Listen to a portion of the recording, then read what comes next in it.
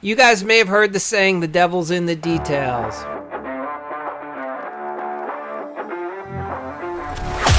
Hello, this is the Hack Hour Podcast, a show where it's all about helping real, everyday, hard-working remodelers learn the secrets to having it all in life and business.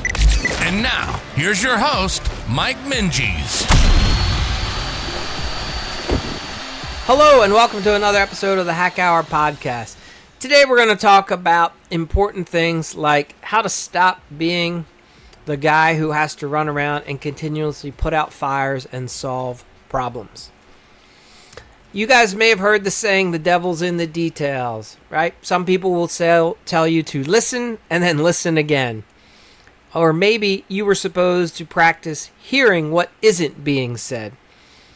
Maybe you've heard this one. The most important things to say are generally those things that you don't think are even necessary to say.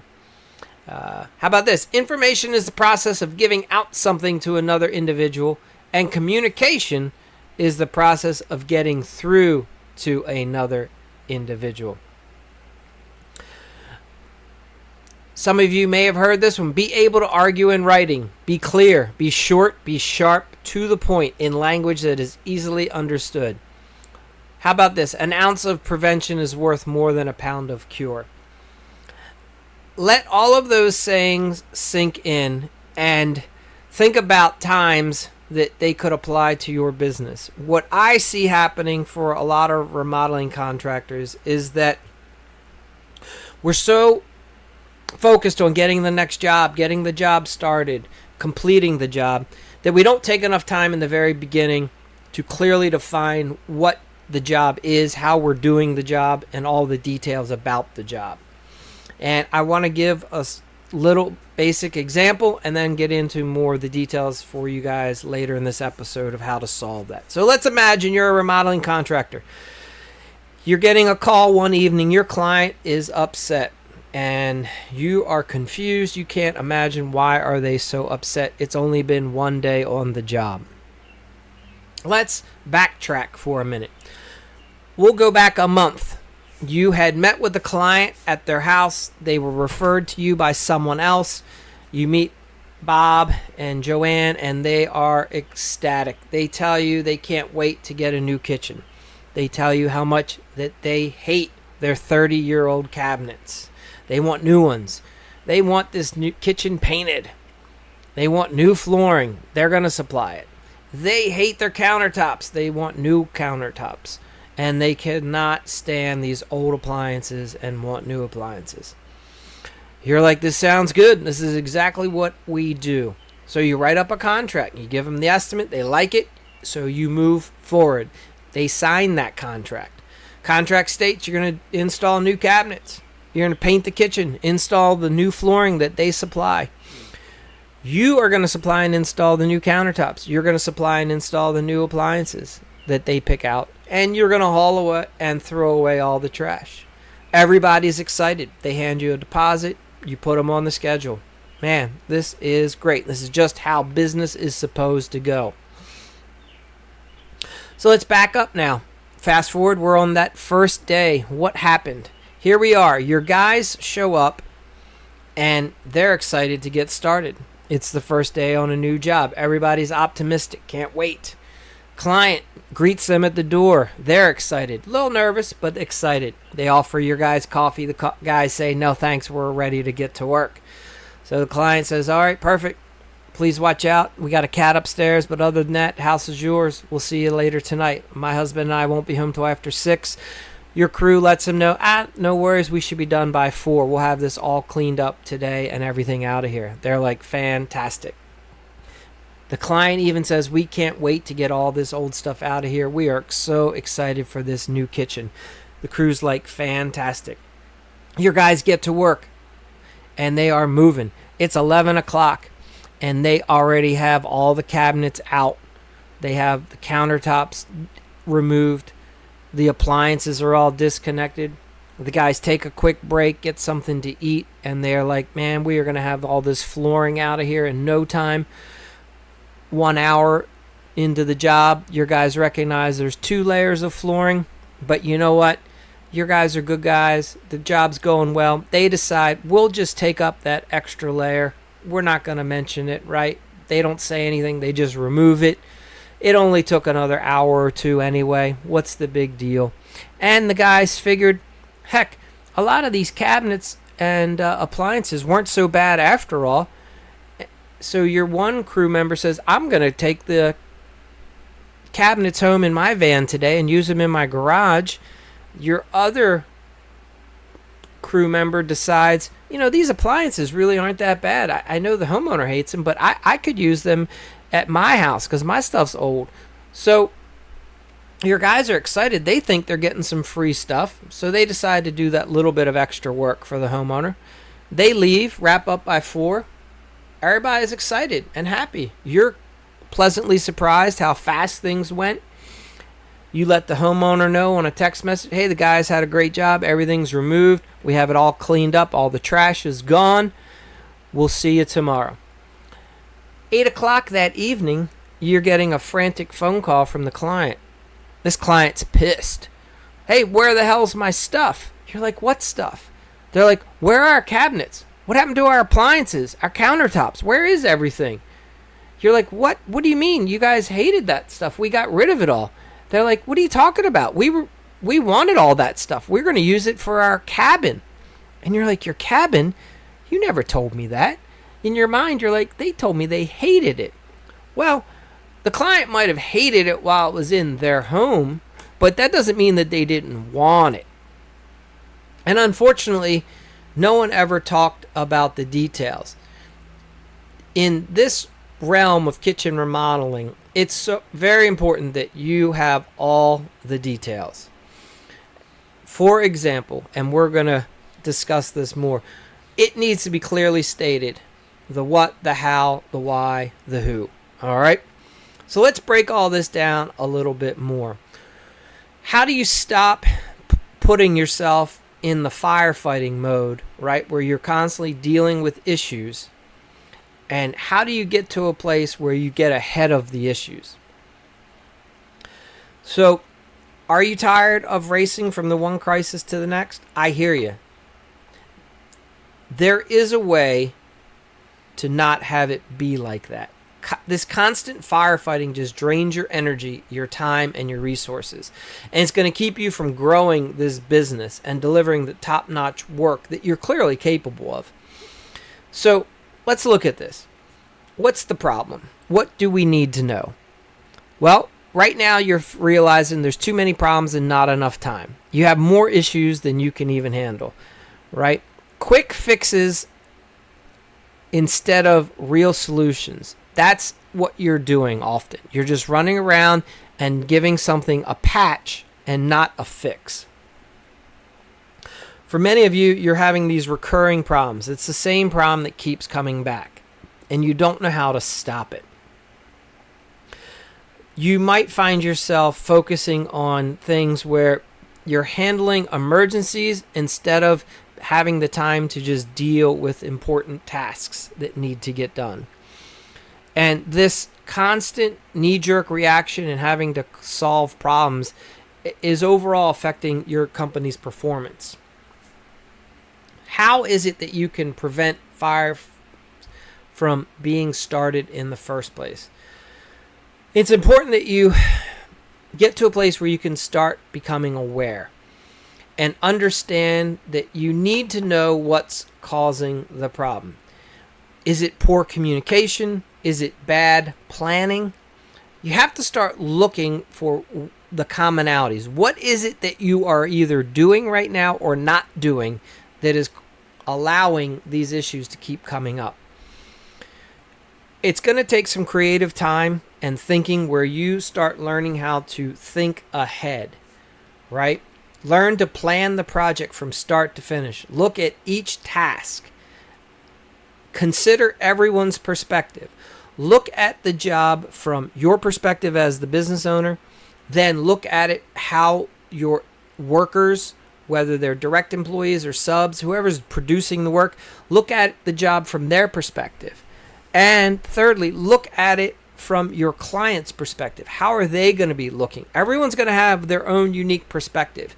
The better you understand everyone's perspective, the better you will do. Do not assume that all parties involved know what you mean. You have to spell it out clearly. So with clear communication, we mean crystal clear, right? If, for example, your agreement says paint the kitchen, well, what does paint the kitchen really mean? I can tell you right now, it's going to mean different things to you than it does to the homeowner and it does to your sub who's painting the kitchen. So let's look at it. For the kitchen specifically, if we're painting it, what parts? Are we painting the ceiling, the walls, the trim? Write that into your agreement. How will it be painted? Are we doing it with a brush and a roller? Are we spraying it? Is it going to be one coat? Is it going to be two coats? Is it a primer coat and then a finish coat? All of that, it seems tedious for you as the contractor, but it needs to be spelled out so that the homeowner and your person producing the work clearly understands what they're doing. I would go so far as to add the type of paint, the brand. Is it going to be Sherwin-Williams? Is it going to be Benjamin Moore, Glidden, Behr? It doesn't matter. You need to just put a brand in there that you're going to follow through and use. You need to clearly specify the finish.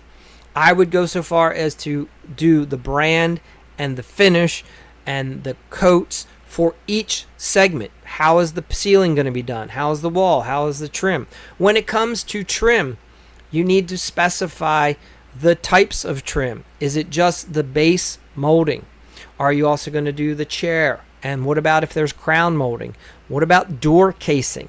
Are you painting both sides of the door casing? If there's doors, are you painting both sides of the doors? Are you only painting the side of the trim and the door that is inside of the kitchen? If there's an exterior door, are you painting the exterior door or are you only painting interior doors? All of this needs to be addressed so everyone clearly understands exactly what is being done. And then what is usually most important to the homeowner is what color. So you need to specify the color. And again, the color for the ceiling, the color for the trim, and the color for the walls. Now I think you're understanding what clear communication is. All right. So what does this look like if you get it right? Well, imagine a world where you're constantly not putting out fires any longer, right? Imagine that you have happy clients that appreciate the clear communication because now the client knows what to expect. Your crew knows what to expect because they're given a very clear scope of work. Your crew, you, and the homeowner can all work off of this clear scope of work. Almost anybody could show up to your job site, grab the scope of work, and understand what is going on. That's how you know that you have clear communication. And by doing so, will have happier clients that will be referring you more often. Your team, you'll have a more efficient team because your team knows what to do and they can do it right and do it the first time. People that work for you, whether they're direct employees or subs, their intention, if you've hired good people, is they want to do a good job. If you're struggling to get people to do a good job for you, you may not be giving or equipping your team with the information they need to do a good job. Be specific with your team. Let them know, hey, here's what I expect. If you guys can do all of this, then you're doing a good job. I'll be happy. For your team, you should also include time frames, right? They should know that they're being given 2 days, for example, to handle all the painting, if that's what you're expecting it to be. If you think it's going to take 3 days, then they should know that they're being given, that the expectation is 3 days. They don't need to know what you're billing or charging. They just need to know what your expectation is, how they're being measured so that they can do a good job. That's what's important to everyone, right? The client has an expectation. You're saying to your client up front, hey, Mr. and Mrs., we're going to do the following. We're going to do it in this time frame, so they understand the expectation. Your employees should be given a similar thing. Hey, guys, this is how much time you have to do this particular task, and then they know that they're doing a good job as well. What else happens? If you're doing these things, you're going to have more profit because you're going to have less time fixing mistakes. And that means more time for new projects and more time to make more money. The other thing is you're going to have peace of mind. And when you're not stressed out all the time, jumping from one crisis to another, you will enjoy this industry much more. And happiness is contagious. When you're happy and you like what you do, clients want to hire you, and better clients will be attracted to you. Because generally, successful people are a little bit more happier than those who are struggling. And I would challenge that the best remodeling clients, you're going to want to look for homeowners that are a little bit more successful. You have a good attitude. They have a good attitude. Now you bring in workers that have a good attitude. All of this is contagious and will help. So, in conclusion, we just want to talk about you don't have to have a business where you are running around putting out one fire after another, right? When you take the time up front, and I understand in the beginning this is challenging. Most of you will fight this. You are so much more interested in just getting the contract sold and moving on than when you take the time and you clearly spell things out. And it'll be painstaking in the beginning, believe me, until you start getting a template down. The first few times you go through this process, for some of you, it will be very painstaking. And you will feel like this is ridiculous. And if that's how you're thinking, then that is your clue that you need to do it. Understand that at the end of the day, you want to consider your staff and your clients as if they're little children, and you are going to be so clear on what your company is doing, how your company is going to be doing it, when they're going to be doing it, the way they're going to be doing it. And this way, everyone knows what to expect. When people know what to expect, they won't get frustrated with you because you'll do what you shared with them so they understand it and it makes sense and everyone will be happy. So again, remember, a little bit of planning goes a long way in preventing these fires. And in this industry, the devil really is in the details.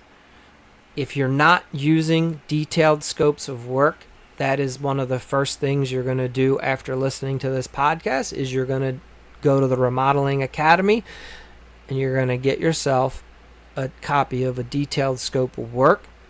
If you don't understand how to do it, then you're going to get in touch with us, go through our coaching program so that we can help you discover how to create clear scopes of work. And we can also work with you how to communicate that, how to make sure that your agreements and contracts that you're using are clear so that you stop running into issues.